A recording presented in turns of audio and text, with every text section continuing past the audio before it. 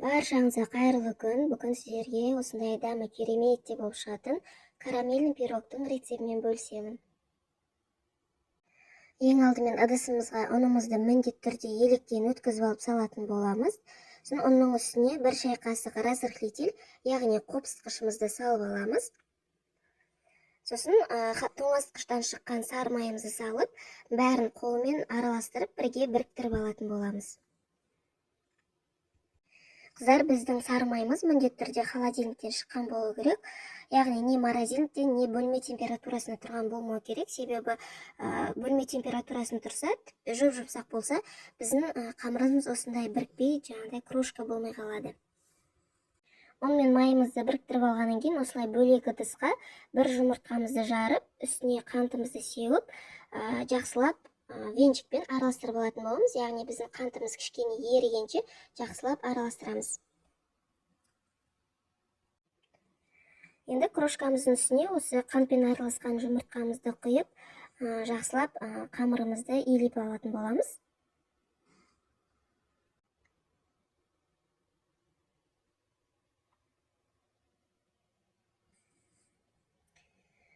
Мінекей қыздар, біздің қамырымыз дайын болды. Жұмсақ қылып елестер, осындай жұмсақтау болады. Қолға кішкене жабысады, ол ештеңе етпейді қыздар.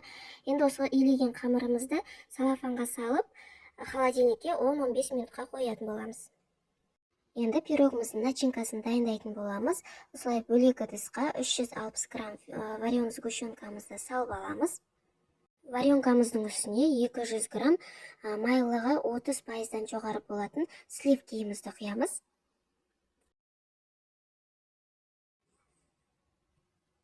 Оның үстіне 2 жұмыртқамызды саламыз.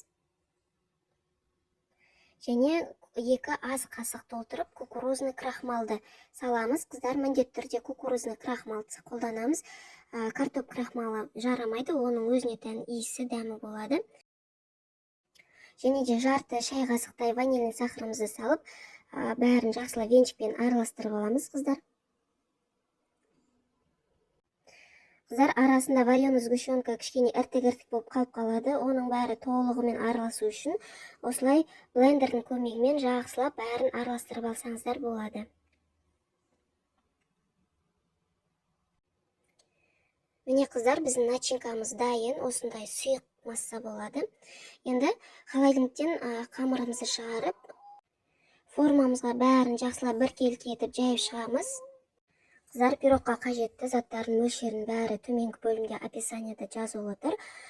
Тура сол жазылған мөлшер бойынша жасайтын болсаңыздар, сіздердің пирогтарыңыз өте керемет болып шығады.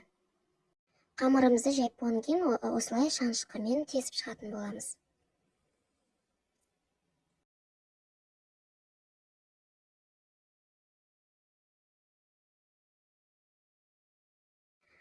Пирогымызда начинканы құямыз, қыздар. Пирогымызды алдын ала қызып тұрған пеште, яғни 160 градуста қызып тұрған пешке 40-50 минуттай пісіретін боламыз. Әркімнің пешінің қызуы әртүрлі болғандықтан ыңғайына қарай пісіресіздер. Мінекей қыздар, біздің пирогымыз пісіп шықты. Енді толығымен бөлме температурасы суығанша қоятын боламын. Одан кейін формадан босатып, холодильникке кемінде 2-3 сағатқа қоямын.